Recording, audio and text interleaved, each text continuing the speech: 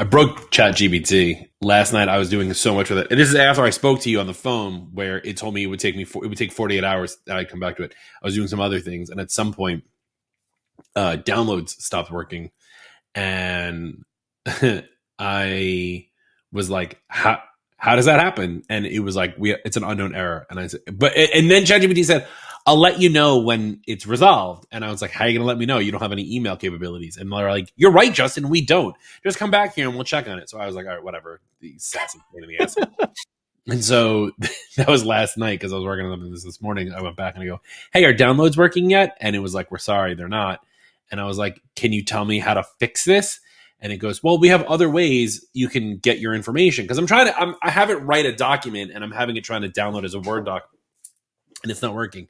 And so it goes like, we have other ways you can get the information, like Google Drive. And I was like, oh, cool. You can output to Google Drive. And it goes, yes, give us a Google Drive link. Here's how you do it. So I give it the Google Drive link and it goes, which files in this Google Drive would you like me to read? I'm like, no. I want you to output into Google Drive. And then it goes, we can't do that. And I was like, you just told me you could. Make up your mind.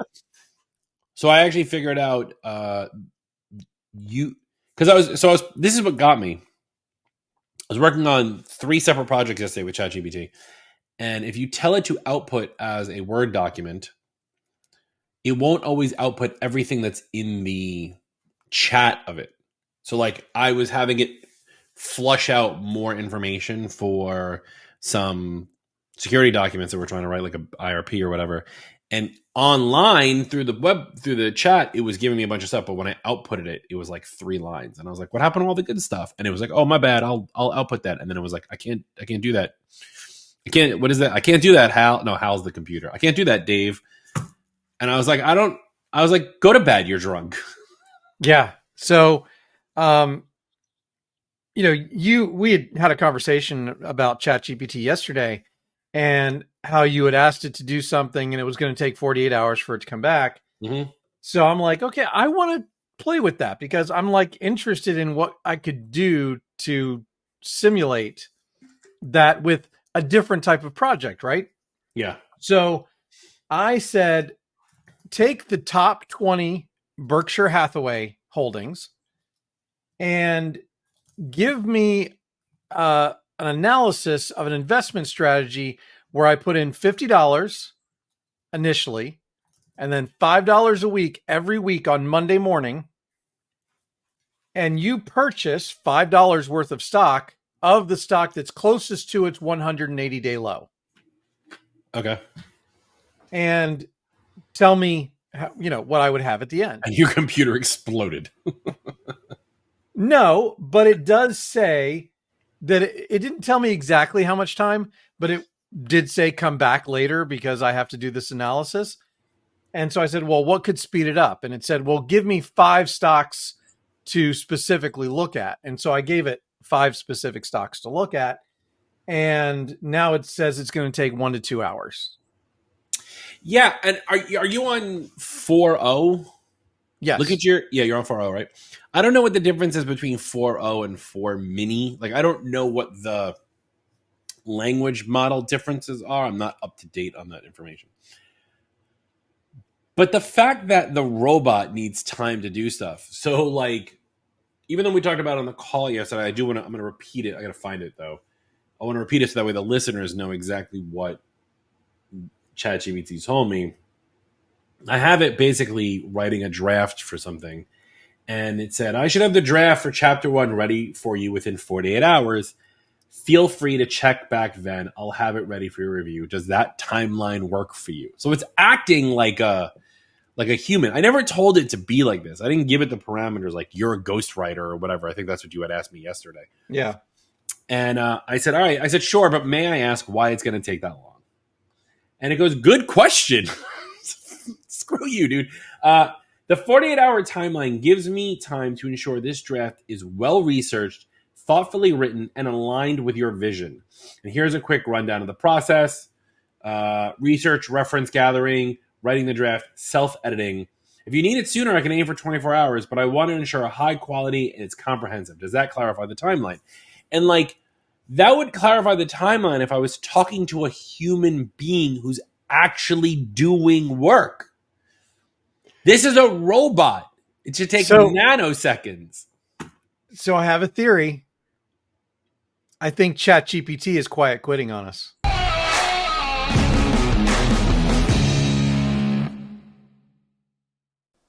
If you're struggling with the complexity of Microsoft 365 deployment, management, and automation, it's time to check out CoreView. Created by MSPs for MSPs like you, they help you with the end-to-end Microsoft 365 administration from the moment you set up a new tenant. Packed with things like unified visibility and control of all your tenants from a single UI, to powerful no-code automation engine, baseline tenant configurations, drift remediation, and much more, you can supercharge your productivity and do even the most time-consuming tasks with just one click. Work effortlessly and deliver best practices to your customers today with CoreView. To learn more, visit atmsp.link/CoreView. Hey, I have a really good from the group I would love to do. You ready for this? I'm ready for this. I'm ready for this.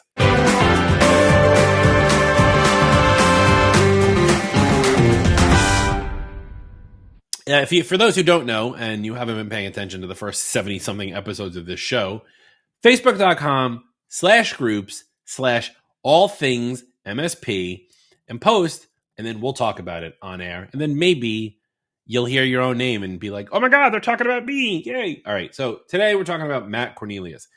Matt writes, and this is a long one, so I'll speed read. So if you're listening to this on podcast speed 1.5, you're not going to hear what I'm about to say. I probably can't link to the page. There's an SEO digital marketing company that is trying to get me as a client. They claim to be US-based workers, etc. And they're asking for $300 a month to get 10 keywords of my choice and have my site ranked on first page for each keyword. They don't start charging me until one of the 10 starts showing up. That all sounds like an average pitch. I'm trying to do due diligence on the company. I was looking at their site under their terms and conditions. And it states that if they get a chargeback from you, they can contact your customers and notify them of this. And they'll also start doing, quote, negative SEO on your site or sites. Is that normal? I've never heard of such a thing. Honestly, it sounds like they could be put in jail for that.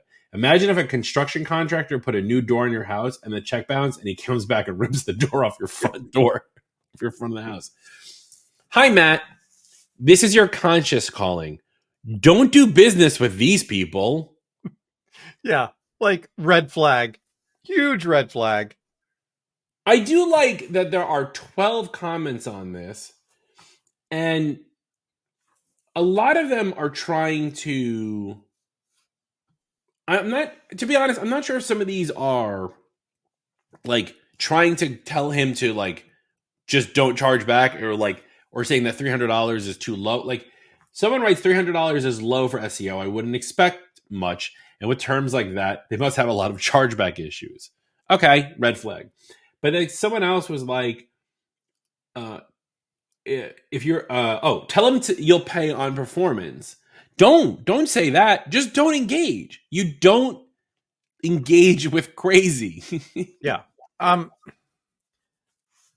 This is a weird one to me because I understand like what they're trying to do, but being that upfront about how they're going to rip you apart if you don't fulfill the contract, that just tells me that they're so bad that they've already had this problem multiple times.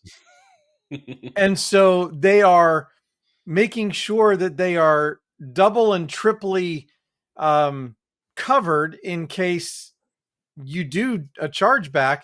They can go back to and screenshot these conversations and say, look, they agreed to this. We told them this. And yeah, no, I understand. No, I understand if their terms and conditions was like, if you charge back, we'll bring you to arbitration, or like we'll immediately like remove all of our work SEO. But if their contract states that they can contact your customers, like that, first off, how would they even know who my customers are? Right. I don't know what piece of information. If you're doing SEO, you're doing web work and content marketing. So I have no idea how you would know who my customers are. Not to mention, we've had this conversation before. I'm a big proponent of not putting your customers on your website because that's just an easy way for your competitors to steal them. But I don't know how how this company would even do. I mean, all of the fact that they even have to say it is a massive red flag for me. And I would immediately not do work. Not to mention $300 for SEO is extremely cheap. And for that much money, for $300, I honestly think, because what average MSP per hour price is $150. So we're talking about 2 hours of work a month or whatever. Like, you could do that work yourself.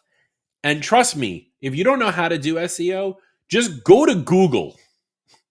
How should I SEO my website for MSPs? Now, sure, you're going to get the same results as everyone else who's Googling it. But truth be told, there's like only so many different ways you can skin this cat. So, which also is a disgusting expression, by the way. Yeah, I would probably say that if you took the amount of time that it takes to deal with these people and pay these people, you could probably do enough organic social yourself to get the same results, ultimately the same number of leads, because I don't think SEO is necessarily going to do it for you, right? I think $300 on targeted ads on either LinkedIn or Facebook geographically, because that's going to buy you a lot within a small geography. Absolutely. Right? Yeah.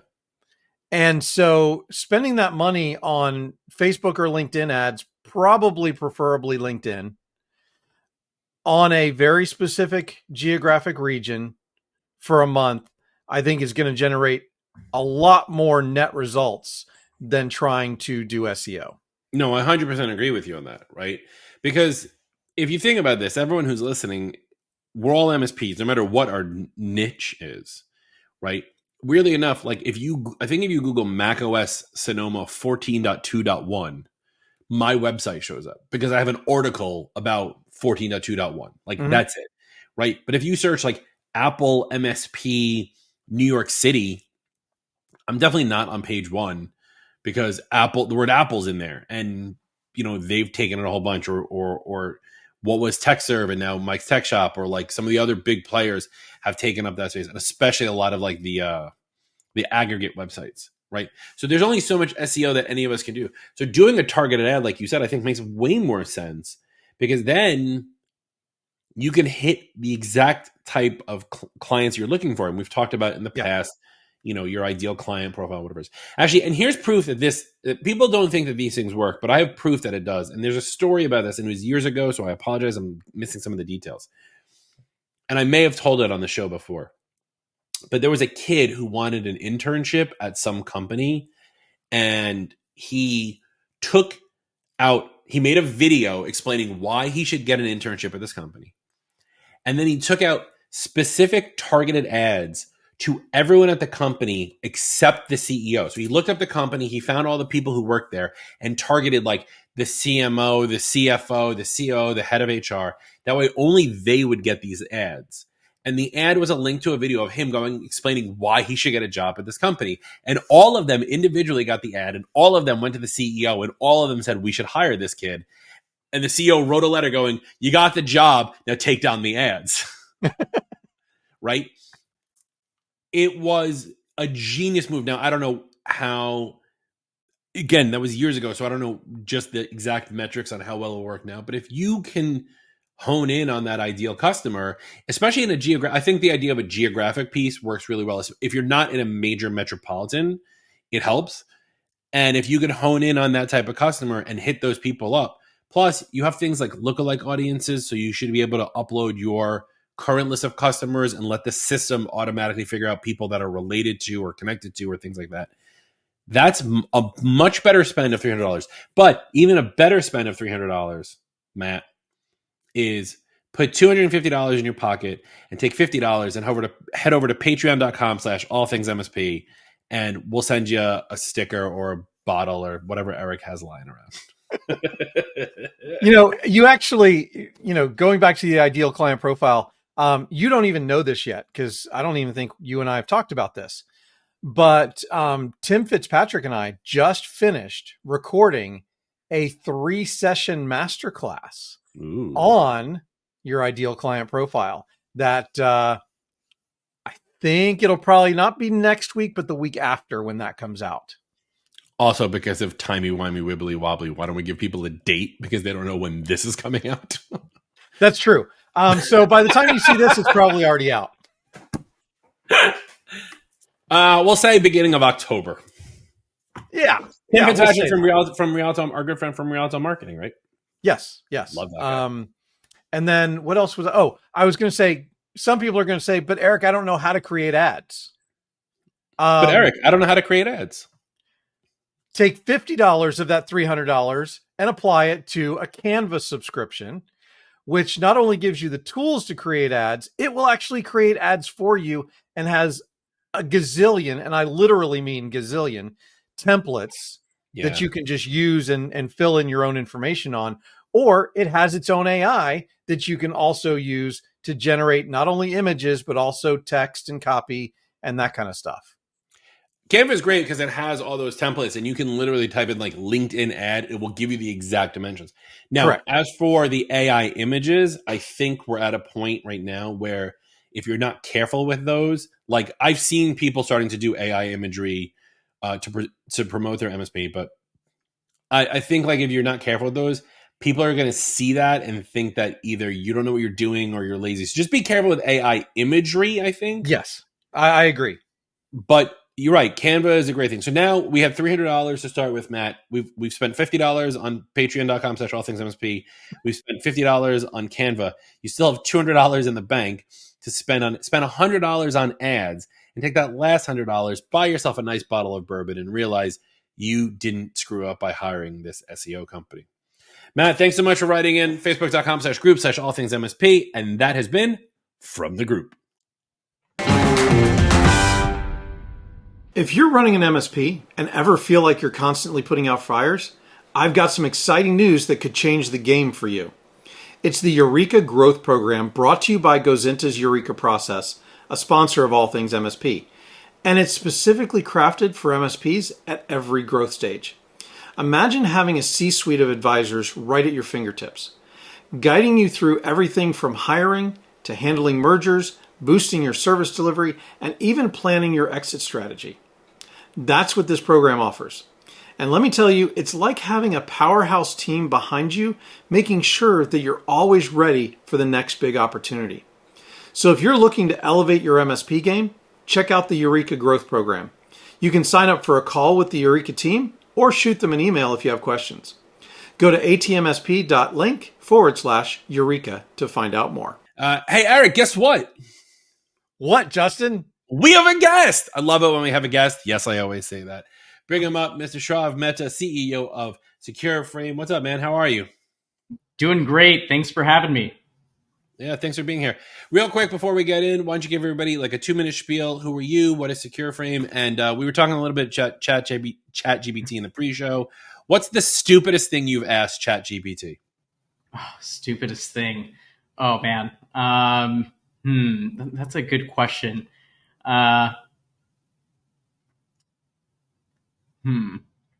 think I've asked ChatGPT for like a lot of advice on how to phrase conversations, or how do I say this thing without sounding disrespectful or rude. That actually it's actually very helpful for that.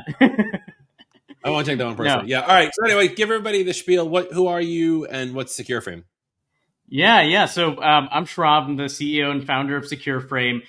So my journey in cybersecurity and compliance began when I realized like how time-consuming and inefficient it was for organizations to manage their security and compliance using basically like no tooling outside of spreadsheets and data rooms that were put together. And I just figured there must be an easier way to do this, something that's simpler, something to keep this process more organized and streamline it. And that's basically what inspired me to create Secureframe. So Secureframe is essentially a platform that leverages automation and AI to streamline compliance processes for companies of all sizes. We help businesses achieve and maintain compliance with with various like frameworks like SOC 2, ISO 27001, HIPAA, PCI, GDPR, and all sorts of other things, so that businesses can get through their audits more efficiently and they can focus on what is actually core to their business. Rather than getting bogged down by complex regulatory requirements or compliance requirements. So that's kind of what Secureframe is in a nutshell, and how I got into it. Yeah, that's awesome. Compliance has been a big topic, especially the last couple of years, more so even this year, I think, than ever. And we've brought it up a lot on the show. I think we even have an entire episode dedicated to compliance. And just for the listeners at home, like, I'm going through a SOC 2. I'm trying to get SOC 2 compliant for myself. Unfortunately, I'm not using Secureframe, but I think I'm well versed enough to get into it. So let's talk a little bit about why MSPs should think about getting to some sort of compliance themselves, right? Because most MSPs, they only know of HIPAA. HIPAA's protected from, those are your doctors and dentists and whatever. But we never think about ourselves being compliant. And I think the big ones for MSPs, and Shrav, tell me if I'm wrong, SOC 2 or ISO 27001, why should an MSP think about becoming compliant in this fashion? Yeah, so there's a couple things to kind of broach on here. So when we first started Secureframe, we were selling primarily direct, and we actually had a lot of MSPs and channel partners reach out to us saying, hey, we actually need to get compliant ourselves.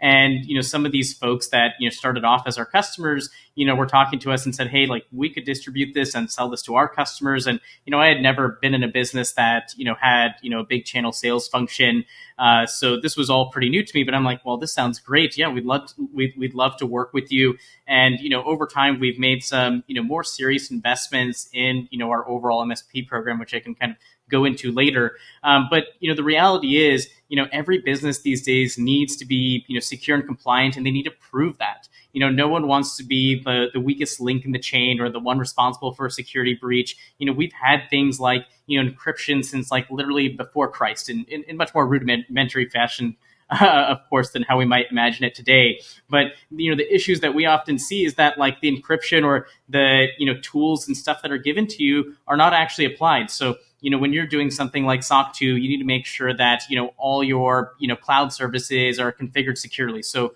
what Secureframe would do is go in, we'll connect to your AWS account or GCP, Azure, whatever you're using, and we'll make sure that it's configured by the standards that you're trying to comply with, or the correct guidance, and we'll continuously monitor and check that you're doing that. So previously, like, let's say you wanted to make sure all your S3 buckets are encrypted. Pretty baseline security standard that pretty much most frameworks have in some way or form. If you have hundreds of S3 buckets, it's very easy for one to go missing. So what Secureframe does is we check all these things through the API automatically and verify that it's set up correctly, or give you guidance on how to make sure to configure it correctly. So if you're an MSP, like, you probably want to make sure that you're meeting these minimum security standards just as much as your clients are. Yeah, I mean, it totally makes sense. So for those who are not aware, like, SOC 2 is not a technical compliancy, right? It's like an accounting measure around data security, correct? Yes and no. SOC 2 can be construed as a lot of different things. So let me actually do this. Let me give like the simple, like, explain like I'm 5 version. And I always worry when I give these definitions of like SOC 2, people are like, that's not what it is. It's XYZ thing. So I'll preface it. But really, SOC 2, the way to think about it, it's a giant list of things that you have to do in order to stay secure and compliant. A bunch of these things are going to be things that are more like what I would consider like non-technical. In fact, that's the vast majority of it. Things like, hey, do all your employees have background checks done? Are you making sure that you have a performance review process in place? These kind of, very basic business processes, things like that. And then about, let's just say anywhere from 30 to 50% of it is more technical, a technical list of things to do, like, encrypting your S3 buckets, making sure that, all your data is, encrypted at rest and in transit, making sure that, you have database backups, and all these like hundreds of little, checkbox items.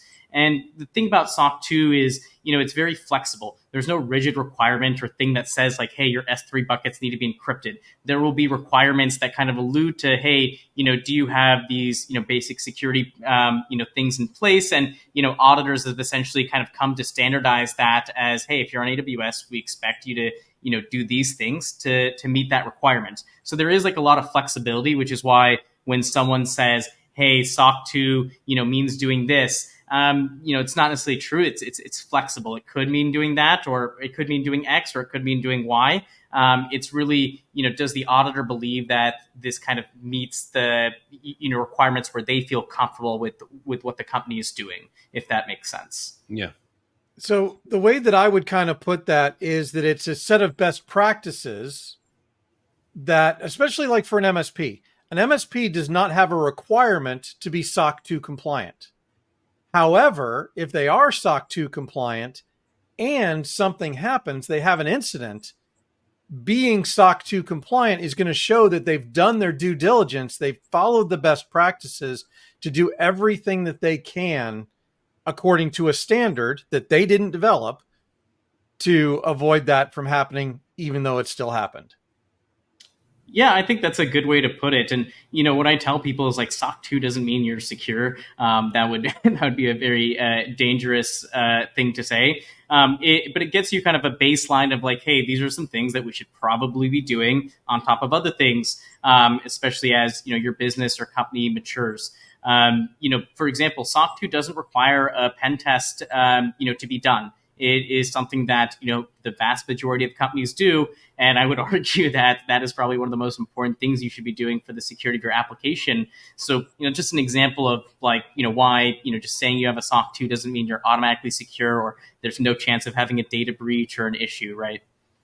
Right. And I think a lot of it, like you said earlier, a lot of it is documentation. Like, and also there are things that don't apply. So for us, there was a lot of documentation that it wants to see about code base and things we do in GitHub. And I was like, we don't do anything in GitHub. We're not monitoring that. We're just turning those off. That doesn't mean we're not going to get SOC 2 compliant. Those just don't apply to us. Whereas ones that are like, you have to have, and this is kind of a given, like you should have malware protection on all of the computers. Funny enough, we did, but our software, our MDM won't report it properly, or our SOC 2 program wouldn't pick up that Malwarebytes was a legitimate malware protector. So we ended up rolling out Microsoft Defender for Endpoint, which if you listen like 3 episodes ago, I said it's amazing on the Macs, and it picked up on that. So like there are some things that seem like they're such givens, like for us as technologists that we would have in our practice, and things that we tell clients also, like you tell all your clients, like MSPs tell your clients, like, hey, get malware protection, get antivirus, have your disks encrypted. But like, are you doing it yourself? And this is a good way to get like slapped in the face with like, you should do it yourself. You have to eat your own dog food. So I think getting compliance is important. It obviously there's probably a staged rollout of this, right? You probably want, as an MSP, to do it yourself first. So A, you get the experience of going through it. B, you get the benefit of securing yourself while you're at it. But then you're going to move on to your clients, right? Depending on what type of compliance they want. How do you handle the conversation, or how are you recommending MSPs handle the conversation when maybe they go through that gap assessment tool that you guys just announced, and there's a kind of a lot of things that are missing? And does that reflect poorly on the MSP, or is there a way to have that conversation so that the MSP doesn't look like a deer in the headlights? Yeah. No, it's a good question. I don't think it reflects on the MSP. Like, you don't necessarily run, the company's entire division of, for their IT and security, or maybe you do, but there's so many things that go into it. Is the MSP responsible if an employee gets phished and all the proper training and everything that you could really do was provided? These deep fakes are getting really good these days. So, I don't think like it makes the MSP necessarily look bad. Right, your end clients might not purchase every single service that you have, and to some extent that's on them too for deciding the tools and the level of security and things that they want from their MSP partner. But this is kind of why the gap assessment is a really great tool for all of our channel partners. So when you take the gap assessment, you can have the company connect up a bunch of their integrations, enter some basic information that about them. And then you'll kind of go through some of the controls for some of the most common frameworks. So there's like CIS controls, which are very popular. particular with a lot of our channel partners. You could do SOC 2, ISO. We have 40 to 50 different frameworks, on the platform today that are pre-templated that you can do a gap assessment against. And when you go through that, you're going to see, okay, there's almost always going to be something that you're missing. It might be trivial or small, but it's a good way to assess, like, hey, what is the state of our security? How do we comply with some of these programs? And, there are some gaps. So, this is an area where, us as your channel partner can help you fix these gaps and make sure that they're continuously monitored and don't happen again. Yeah. Neat.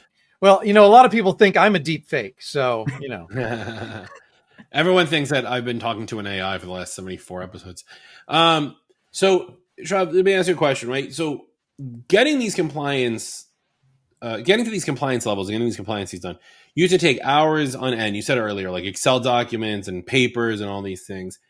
What is Secureframe doing that's helping them not have to just do that? Because a lot of people probably think that like a program like Secureframe is just the place for us to upload all of those documents.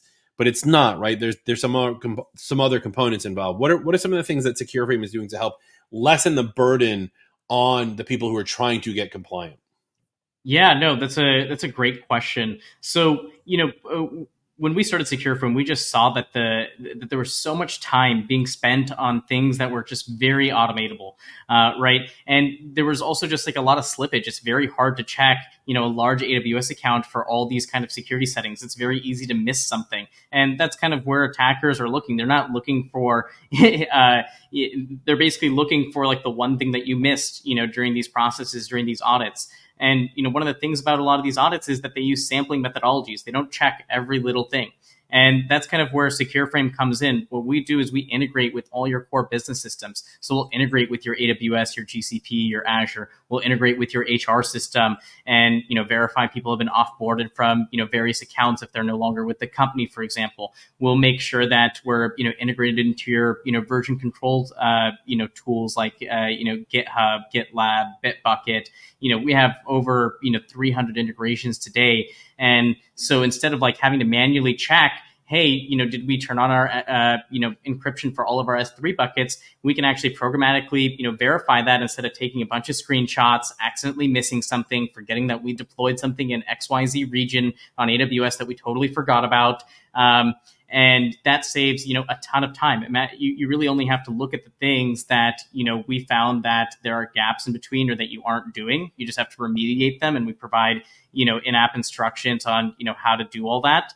And it saves companies literally, hundreds of thousands of hours sometimes, depending on, the size of their, footprint. So, I want to be careful to say we're not taking a shortcut. We're basically using automation to make these things more efficient. Right, because the idea being that instead of a human checking it all. So at the end of it, let's say someone signs up and they've gone through all this. Does that mean now that they're SOC 2 compliant, end of story? Or are there more steps that need to be done after these tests and things are done? Yeah, so Secureframe as a platform will help you get SOC 2 ready, end to end, and then we basically pair you with one of our audit partners. We have basically hundreds at this point, and once you kind of schedule your audit, they'll be invited into the Secureframe portal where they can export any evidence that they need, review things, leave some comments. And once the auditor kind of looks through everything, much quicker than before, because of how everything's organized in their, auditor portal, they'll be able to issue you a, SOC 2 report, very shortly after. So before these things could, take months, and now, with Secureframe, an auditor can, get some of these audits done in like less than a week or just a couple days, depending on the size of the company. And the preparation, again, takes just so much less work, as well as, one thing I hate is having to go back and forth between external parties. And, we save you so much of that communication overhead because everything's, in the platform. So as we're getting to the end here, and thank you for that much. It does make sense that someone has to still look over the work, right? The system, it's not just I dump everything into Secureframe and now I'm SOC 2 compliant. Like there still has to be a human who checks it, which means this is why Eric can't become SOC 2 compliant himself. Mm-hmm. Let's say we go through all this. What's the what do you think is the best compliance? A framework. I've been looking for the word framework this entire episode, if anyone's been paying attention. Mm-hmm. What do you think is the best compliance framework an MSP should be going for? Because there are like 50 frameworks out there, right? Yeah. So it really depends on like what's going on in your business and what your customers are asking for. So, with a lot of like technology companies, SOC 2 is, the most popular report that everyone is asking for. So you'll oftentimes get a security questionnaire from a vendor, like let's say Cloudflare. And I was just looking at a security questionnaire that they had sent a customer, and they basically said, hey, do you have a SOC 2 Type 2 or ISO 27001 certification? And either of those, would work for them. So SOC 2 and ISO, just since I mentioned it here, they're both very similar frameworks. They have, a lot of overlap between them, and there are a lot of companies that, end up getting both. But often enough, like, you have, healthcare data. So now you start to need HIPAA, and HIPAA is a law. It's not something that's optional. Whereas like SOC 2 ISO, it's usually something that's driven by your customers. They want to make sure that all their vendors have some baseline of security in place. HIPAA is a law. You have to follow it if you have any sort of healthcare data. PCI, if you are dealing with any sort of payment transactions, like you're probably going to have to comply with PCI level 1, the most stringent one, is required if you have like more than 6 million payment transactions, as well as a couple other things. So again, it's really driven by what's going on in your business. What are your customers asking for? Are there any regulatory, frameworks that you fall under that you just have to do? And then there's a whole bunch of others that are kind of just like nice to have, things that you should probably be doing to beef up your security. That's awesome. Well, Shrav, thanks so much for being here, man. I know we're out of time. Real quick, where can people find out more about you and Secureframe online? Yeah, just check us out at secureframe.com. You can always contact us through our form, and we'll get you in touch with someone on our team. And, we're always, looking to speak with more partners. Awesome. Thanks so much. Eric, any final words before we head off for the day? No, I just think that this is a really important thing for MSPs to take a look at, because they need to level up their compliance and whatever they're using for their security framework, right? And I think that a gap assessment tool like you guys have just announced is really a good thing for MSPs, not only for themselves, but also to go out and evaluate their clients. Yeah. So get out there, get yourself compliant, and be cool, or don't be cool. I think that's what it's coming down to. I think that's all I have really for today. I've kind of run out of things. So anyway, thanks, Shrav, for being here. Eric, as always, it's been a pleasure. So do check us out. Facebook.com/group/All Things MSP. See all of this in its visual greatness at YouTube.com/@All Things MSP. Follow us on all of your favorite podcasting tools. Leave a review. Leave a review about Shrav. Let's see if anyone's actually going to do that. We'll see. I don't know. People do funny stuff nowadays. That's it. That's Eric. I'm Justin. Bye. Thanks for listening, and don't forget to subscribe to us on your favorite podcast platform. You can also follow us on Facebook, but better yet, go ahead and join the Facebook group. You can also follow us on Instagram if that's your thing. And make sure you subscribe to our YouTube channel at All Things MSP to catch us in all of our video glory. And last but certainly not least, if LinkedIn is your thing, you can follow us there as well. And a special thank you to our premier sponsors, SuperOps, MoveBot, Gozinta, EasyDmark, and Comtech. And we also want to thank our vendor sponsors. The All Things MSP podcast is a BizPow LLC production.